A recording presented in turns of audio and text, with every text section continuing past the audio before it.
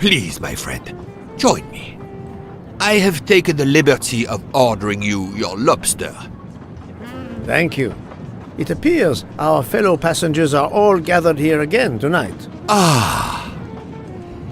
If I had but the pen of a Balzac, I would depict the scene. Oh, it is an idea, that. Ah, you agree.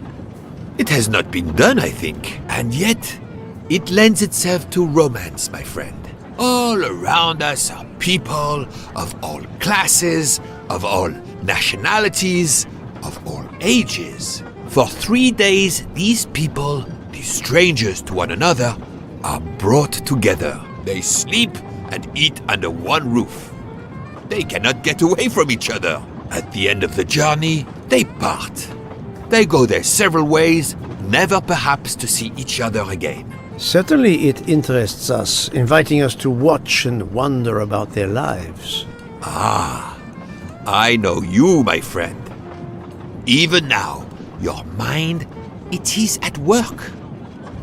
Let us test it. For example, what do you make of those two?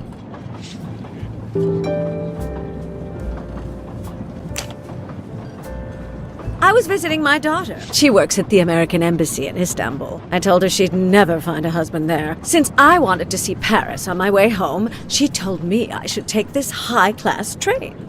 I can't wait to see Paris. It looks beautiful in the movies, but it couldn't be more beautiful than Schenectady in the good old US of A. That's where I'm living now. And you, Miss Debenham, was it? Where do you hail from? I was born in the UK. Oh, that's in England, isn't it? What do you do for a living? I teach English to children in other countries. I see.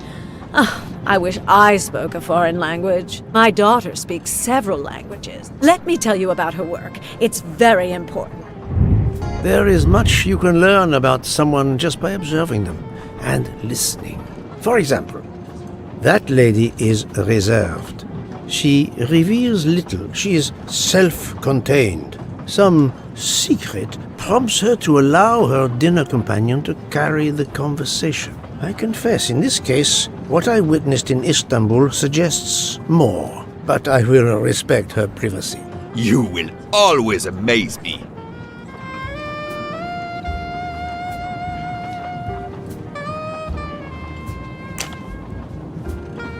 Mamma mia, you can feel the power of an engine.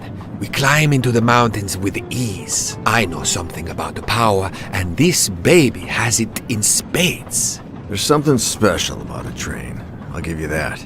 I sell toys, and model trains are one of our biggest items, and not just for children either. You sell model cars too? Sure, but give me a train any day. Oh, my friend, what do you have against the cars? Now I work at Fortuna in Italy as a spokesperson. We are producing the next generation of electric cars, the Fortuna Firenze. Like the city, it is beautiful. We got the competitors looking over their shoulders so much, they're going to hit something. Didn't mean to be insulting. It's just that there's something magical about a train. The loud gentleman is very confident, a master of his own fate. It is as much in the inflection as it is in the words. He believes in winning. Also, that he is the one who will win. You are a magician. Oh, it is not a parlor trick, my friend. It is simply observation.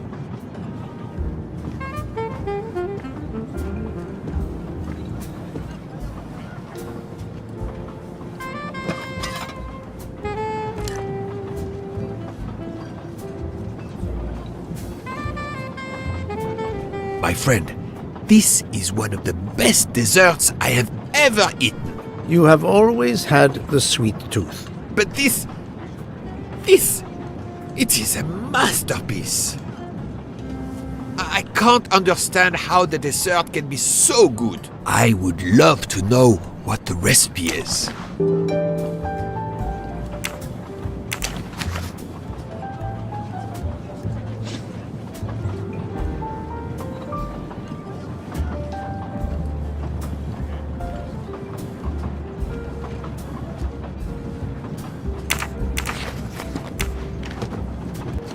Poirot, I am embarrassed to ask you a great favor. My friend, I am on this train due to the great favor you have done me. How may I assist you?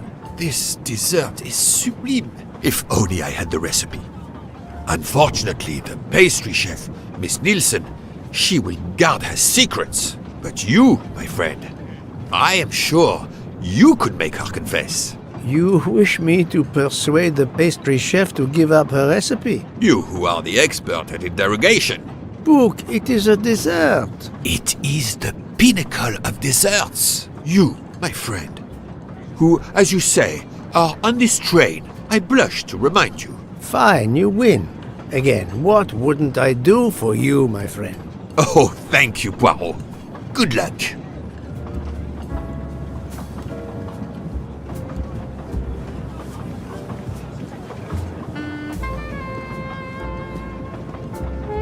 Good evening, mademoiselle. Good evening, sir.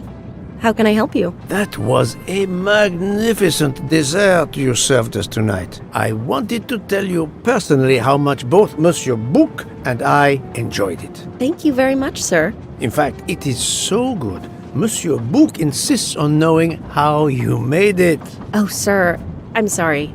You must know a chef never gives away their recipes. But, well, you helped with the refrigerator, and without space in it for me, there would have been no dessert. Very well. To prepare tonight's dessert, as promised, my recipe is yours. Give me 5 minutes to write it down for you. Thank you. I am in your debt.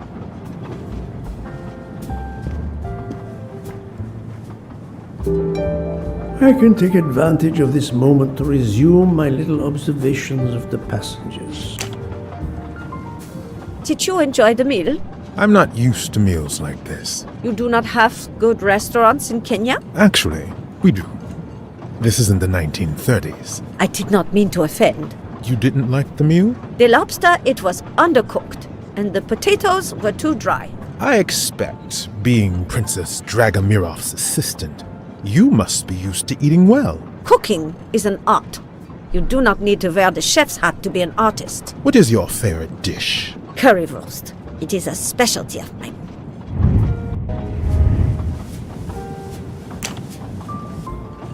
I made a lot of progress on the expenses last night, sir. I should be done by tomorrow morning. You're supposed to be a fast worker, Hector. Sorry, sir. Working here is not as comfortable as in our office in Boston. You're lucky to ride in a train like this. Here you are, sir.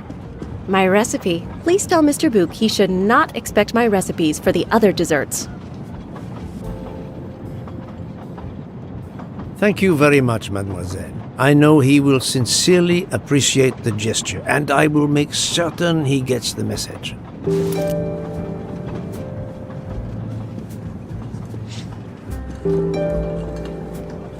Poirot, you were gone such a long time.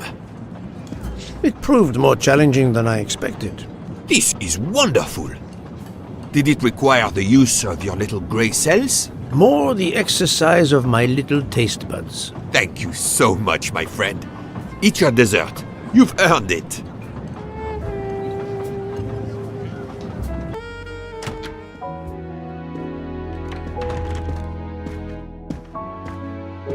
How long are we expected to be stranded here? It won't do much good complaining to me. That fellow there with the moustache, he may know something.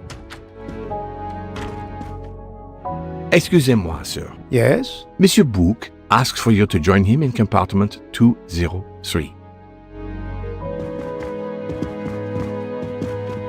Look here, Poirot.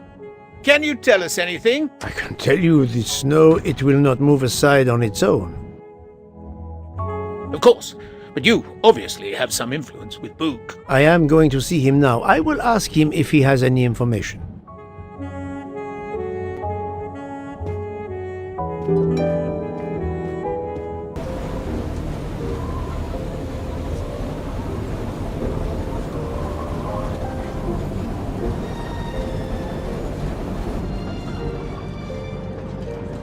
Poirot, enough!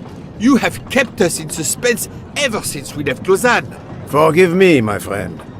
Detective Locke and I needed the time to put the last pieces of the puzzle in their proper places. I'll fill in where I can, but this is Mr. Poirot's show. I confess I can't help, but I feel a certain déjà vu. You are correct, Doctor. We have been here before. However, without you, we wouldn't have been able to reach the true conclusion of this story.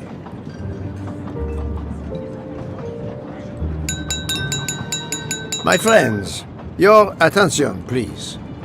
I hope you have finished your dessert. You have every right to think the solution to the murder of Ratchet is a closed book. You are wrong. I, Poirot, admit that I was wrong. There is a final chapter.